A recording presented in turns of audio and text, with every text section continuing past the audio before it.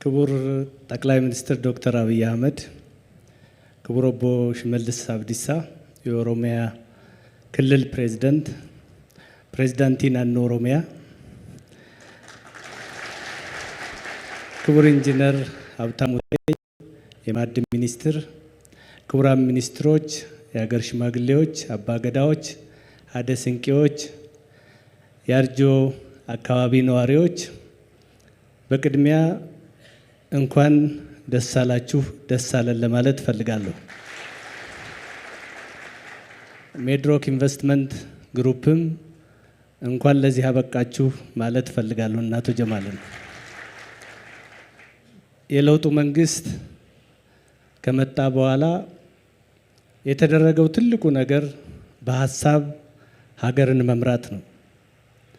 ትልቁ የጎደለን ትልቁ የቀረን ነገር ሀሳብ፣ እውቀት፣ ራዕይ እና እንዲሁም ደግሞ ለሀሳብ ለእውቀትና ለራዕይ ደግሞ መሰጠት ሌት ተቀን መስራት እንደነበረ የለውጡ መሪያችን ክቡር ዶክተር አብይ አህመድ አሳይተውናልና ለሳቸውም እንኳን ደስ አለዎት ማለት ፈልጋለሁ። ለውጥ ከመጣ በኋላ እንዳልኩት ያለንን ሀብት የሌለንን ብቻ ሳይሆን ሁሉም አካባቢ ያለውን ጸጋ እንዲያለማ፣ ሁሉም አካባቢ ያለውን ሀብት እንዲያይ፣ እግሩ ስር ያለውን ሀብት የቆመበትን ሀብት አይቶ አቧራውን ጠረግ አድርጎ እንዲያለማ እድል የሰጠ የለውጥ መንግስት ነው። ይሄ ለውጥ ከመጣ በኋላ በርካታ ነገሮች ተሰርተዋል። በቅርቡ የአፍሪካ ህብረት ስብሰባ ሁላችሁም በእርግጠኝነት በሚዲያ ተከታትላችኋል። ኢትዮጵያ ውስጥ ምን እየተከሰተ ነው? ምን እየተፈጠረ ነው?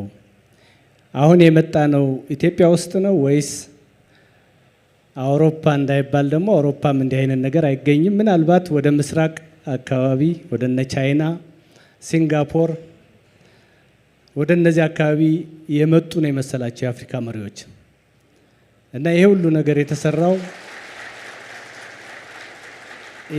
ነገር የተሰራው ሀሳብ በመቅደሙ ነው። በሀሳብ አገር መምራት በመጀመራችን ነው። ለውጡ እንደመጣ ብዙ ችግሮች ገጥመውናል። ከዚያ በኋላ ግን መደማመጥ ስንጀምር፣ መተያየት ስንጀምር ለካ የሚያጣላን ነገር በእግራችን የቆምንበት ነው። ሁሉም ቦታ ላይ ሀብት አለ። አንዳንዱ ላይ የሚታረስ አለ፣ አንዳንዱ ላይ አትክልትና ፍራፍሬ የሚሆን አለ፣ አንዳንዱ ላይ አዝርዕት የሚሆን አለ፣ አንዳንዱ ላይ ማዕድን አለ። ገና ያልደረስንበት ሁሉ ሀብት አለ። ከምስራቅ እስከ ምዕራብ፣ ከሰሜን እስከ ደቡብ ሁሉም ቦታ ላይ ብንሄድ አዲስ አበባ ላይ የምናየው የልማት እስትንፋስ ሁሉም ከተሞች ላይ የተደረሰ ነው። ነቀምት መቼስ አይታችሁታል። ዛሬ ነቀምትን ማየት እና ትናንት ነቀምትን ማየት ፍርዱን ለእናንተ ነው የምተወው። ስለዚህ ይሄ ሁሉ ነገር የመጣው በመደመራችን፣ በመሰባሰባችን፣ ይቅርታ በመባባላችን የአቶ ጌታቸው ረዳም እዚህ አጠገባችን መገኘታቸው ራሱ አንዱ የለውጡ ትልቅ ትሩፋት ነው እና ከዚህ ከእንደነ አቶ ጌታቸው አይነት ወንድሞች ሁሉም ሰው መማር አለበት ብዬ አስባለሁ።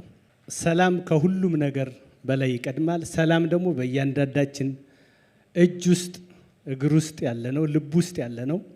ሁላችንም አካባቢያችንን ሰላም ካደረግን፣ ሁላችንም ከተደማመጥ፣ ሀሳብ አለን፣ በሀሳብ የሚመራ ሞዴል የሆነ ሌት ተቀን የማይተኛ ብቻ ሳይሆን የማያስተኛ አለቃ አለን እና በዚህ አጋጣሚ እጅግ በጣም ትልቅ ክብር እንዳለን ለመናገር ነው። ይሄ ፋብሪካ በጣም ብዙ ተለፍቶበታል፣ ተደክሞበታል። የድንጋይ ከሰል ትልቅ ችግር ነበር ሀገራችን ላይ። ቅድም ሚኒስትሩ እንዳሉት አቶ ጀማልም እንደገለጹት በብዙ የውጭ ምንዛሬ በብዙ ዶላር የምንገዛውን ነገር የሚያስቀር ነው። ነገር ግን ይሄ ፋብሪካ የፌዴራል መንግስት የክልል መንግስት አይደለም፣ የዚህ አካባቢ ህዝብ ነው።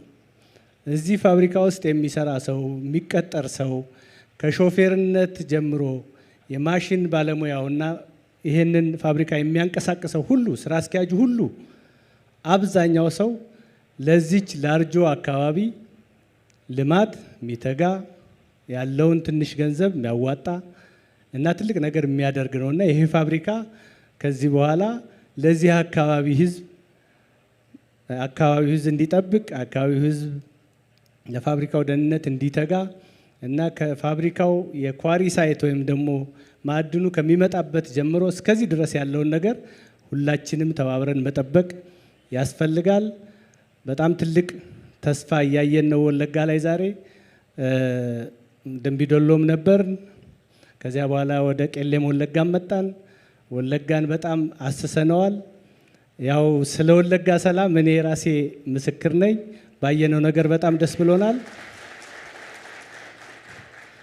እዚህ አካባቢ እንደው ሳላመሰግን ማላልፈው ወንድሜ መስፍን ያው አንድ ወቅት የስራ ባልደረባ ነበር። አሁን ደግሞ ወደዚህ አካባቢ መጥቶ ያደገበትን የተወለደበትን አካባቢ በማገልገሉ በወጣትነት ዘመኑ ትልቅ ታሪክ ሰርቷልና እሱንም እንኳን ደስ አለ ማለት እፈልጋለሁ። ኦቦ ሽመልስ ያው የወጣትነት እድሜዎትን በኦሮሚያ ክልል ውስጥ እስካሁን ያልተሰራ ያልታየ ነገር እያሳዩን ነውና ለእርሶም ትልቅ ምስጋና አለኝ። አገራችንን ሰላም ያርጋት። ልማታችን ይቀጥላል፣ ስራችን ይቀጥላል። ከእናንተ ጎን ነን። በጣም አመሰግናለሁ።